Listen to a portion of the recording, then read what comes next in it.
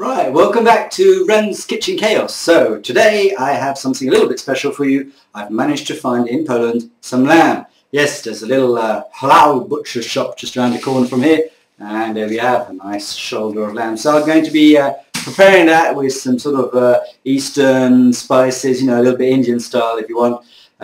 Nicely slow cooked, slow roasted. Very simple recipe that I've sort of thought up, and well, I hope you like it. I hope you try it. This is how it goes. Right, so the first thing you want to do is put your oven on so that it gets preheated. That's done. As you can see, the commie chef always there, always hanging around. Right, let's get that rub going. As you can see, I've got a new camera. So this is the chef cam. Very simple. All you need is a blitzer. Get yourself some ginger. There you are. Nice ginger. I've already peeled it to save you some time. Put that in the blitzer. The captain said not too hot. Did I listen?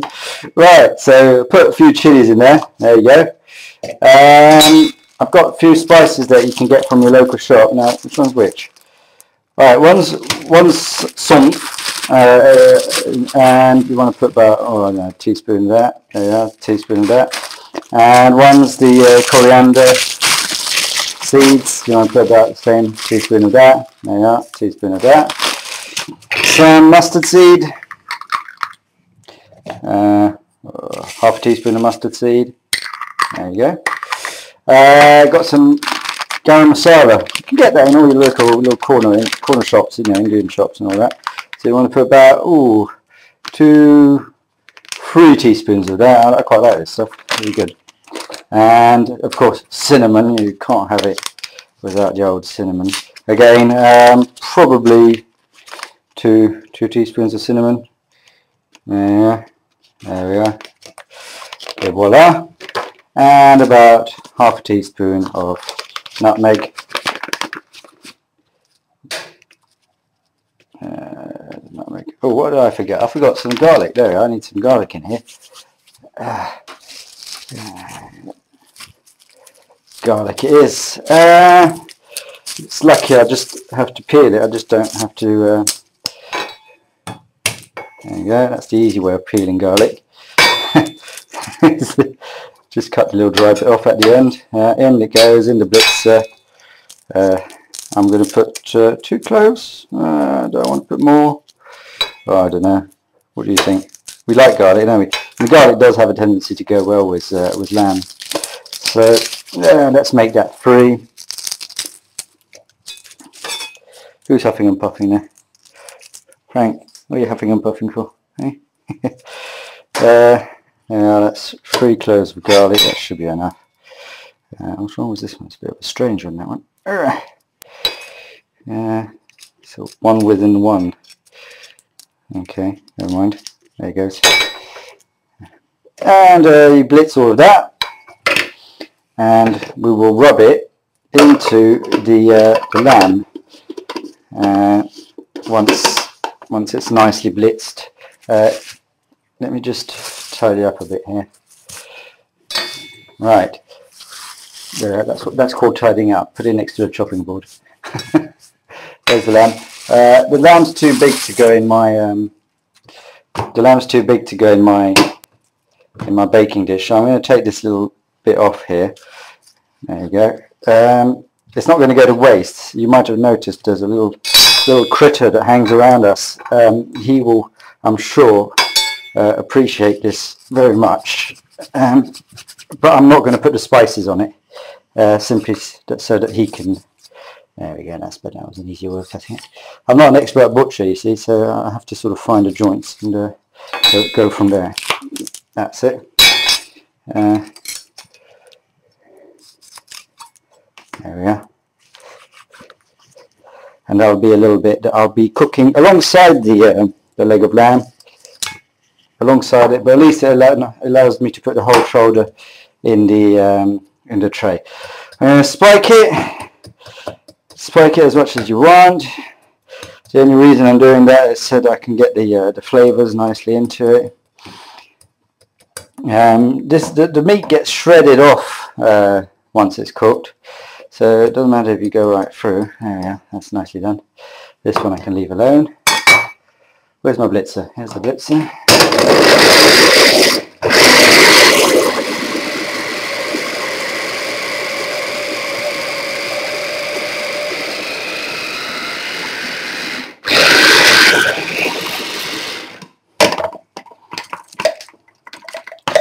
I think I've got a nice rub there. Yeah, that should do the trick. Alright, take the blade out. Here's the dish. I put a bit of oil in the bottom of the dish. Just got olive oil under my hand. You know, it's difficult to choose what you're going to do. Are you going to do olive oil? Are you going to do vegetable oil? I don't know. It's just oil, you know. And there's the rub. So it's a bit dry. I'm going to rub it in there. Oh no, it's quite nice. The ginger and the garlic it's quite moist, so it's giving it a nice damp feel to it. There we are. And you can see all the bits of cheese. This smells really nice. Again, showing me I haven't got smelly vision. Well, one step closer, I've got myself a nice webcam for you to enjoy the action. And let's just do the underside. There you go. This is going to be perfect. I put the oven on full, which is about 240. I'm going to put it in the oven at 240 for about 20 minutes, seize the meat, and then I will turn it right down to about 160 for 4 hours, and let it just slowly cook. There we are. It's a mess. It's chaos, but it's going to be absolutely delicious. So there you are. The lamb has been rubbed. It's got all the goodness in it, and that goes here and there. So I'm going to cover this with aluminium foil too. Within half an hour before the end, I will take the foil off, boost the heat up a bit, and then we'll just give a bit of colour to the outside. So there we are. Hope you enjoy this. Right, so it's been half an hour. I've just turned this right down. I just thought I might put some onions underneath the leg of lamb, because I like to have a bit of onion, a bit of vegetables with my food. I've also got some potatoes there that I'm going to be preparing later on, but I've got loads of time before I do that. What I do, I basically peel them, cut them in little cubes, give them a parboil, toss them in a little bit of curry powder, and then lay them around the shoulder of lamb. So here I'm just going to get a few quarters of onion ready, and then I'll take the lamb out the oven and just lay these quarters underneath the lamb, so that well, first of all, the lamb's not touching the dish, but also because these are going to absorb all the nice juices from the lamb, and I do like I said, I do like onions. I think it's one of the great vegetables to have, and especially with all these spices that we're cooking here. It's going to be quite a delight. Right, there we are. Quickly get that done. You don't have to do it very finely. It's just a very rough job here. There you go. Tail it. And shall I cut it in quarters or in? Yeah, let's cut it in a bit bigger than quarters. I'm doing there. Wedges. Let's call it wedges. There you go. Yeah. And it'll be something nice to absorb all those juices. I was just thinking, you know, do I do a gravy? I haven't done lamb this way before, so I just have no idea what it's going to turn out like. It might turn out very strange. Oh, my eyes are stinging. Oh, this is strong onions. So let's have a look what this looks like. Oh, yeah, quite hot. Let me Let me try and grab that properly without burning myself. Oh. Yeah. So, woo, hot. So half an hour, and already yes, the meat's nicely seasoned there. I'm going to need something to grab that because that's really, really hot. The smells already coming off it are absolutely incredible. Come on, come in. There you go. That's that little the piece of the leg that I cut off earlier. I've wrapped it in some foil so it doesn't get in contact with the juices. Like I don't want to give my dog any sort of food poisoning. There you go. So you see I've just stuck the onions underneath there, and right now it's going back in the oven for about 3.5 hours. Very low cook, very low heat, and then about for half an hour, 40 minutes before the end of the cooking, I'll put my little cubes of potato, like I said, which I'll have parboiled and tossed in curry, just around there, just to give them a little roast, and that should be the meal done. It's smelling good. It's looking good already. So, right, see you then. Right, well, welcome back. So, I parboiled some potatoes there earlier on. I've let them cool down a little bit. These I'm going to start roasting. So, before I do that, just to give them a little exotic touch, I'm grinding some sort of curry mixed all over them. There we are. Not too much, just a little bit. And I'm going to just fluff them around a bit. There we go. I'm trying to bruise the outside as there we are, so I get all the curry mix to coat it. The reason I bruise the outside is so that I can, so that I can make them a little bit crispier when they're roasting. What I need too is, Frankie, it's not in the oven anymore. Frankie, it's up here. I've just taken that out. I've taken the top off. I've taken Frankie's piece out of it too, and I'm just going to ladle some of the juice on there. Oh, it smells fantastic. Now what I'm going to do now, of course, is put it back in the oven without the aluminium foil. I'm going to get some of the juice to evaporate off, but also I wanted to give a little bit of a crisp to the outside. So this is going back in the oven. Careful, Frank. There you go. That goes in the back. I had a tray in the oven there. That's for the potatoes. In the tray, I'm going to stick in a little bit of.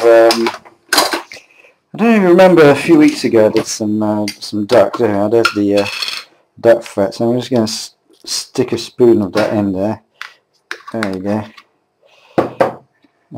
That's some, I always keep that hidden away in the kitchen. Never know when it can come in handy.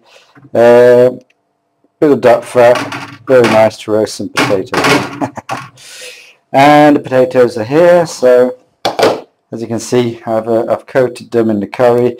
Actually, I might put a bit of salt on that too. There you go. They have been cooked in salt, but there you go.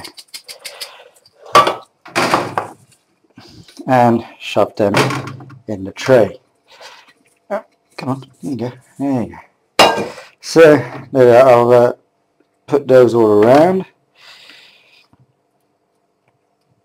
like so.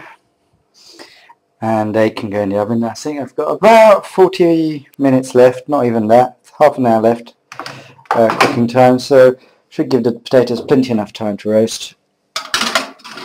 And the next step will be the plating up, so I'll see you then. Well, it's all done. So I've taken the meat out about 15 minutes ago so that it could just rest a little bit before I start shredding it apart. There's the roast potatoes, looking pretty good, pretty well roasted there. This smells incredible. I mean, there's just no words to describe the smells coming from this this dish. You can see perfectly roasted. So let's plate it up. Right, how am I going to get this out without breaking it? It's going to be a tough one. Let's see if I can. Whoops. It's not that easy. I'll try and put something underneath. There you go. And onto this. And well, look, proof that it's well done. Here's a spoon, and look at this. Look at this, just breaking off. And this just has to be one of the best Asian, Indian type cookings that I've done, dishes that I've done. It's just fantastic. I'm going to put this nice big piece there. I've got a few roast potatoes. There you go. And let's put some onion with it. Squeeze some of the juice out. I don't want it to be too wet. There you go. And I am going to spoon just a little bit of the jus. There you go. Onto the meat. There. Perfect. And I think this is probably one of the most delicious Indian dishes that Indian inspired dishes that you could do. Indian Pakistani inspired, to be honest, because there's a lot of inspiration from all the regions there. It does look fantastic. I think the only thing you're going to need to eat that, of course, is a beer. So there we are. I hope you've enjoyed this. I'm going to go and tuck into that, and I'll see you all next week for another edition of Ren's Kitchen Chaos. And well, I hope you try it, and I'm pretty sure you will enjoy it. See you next week.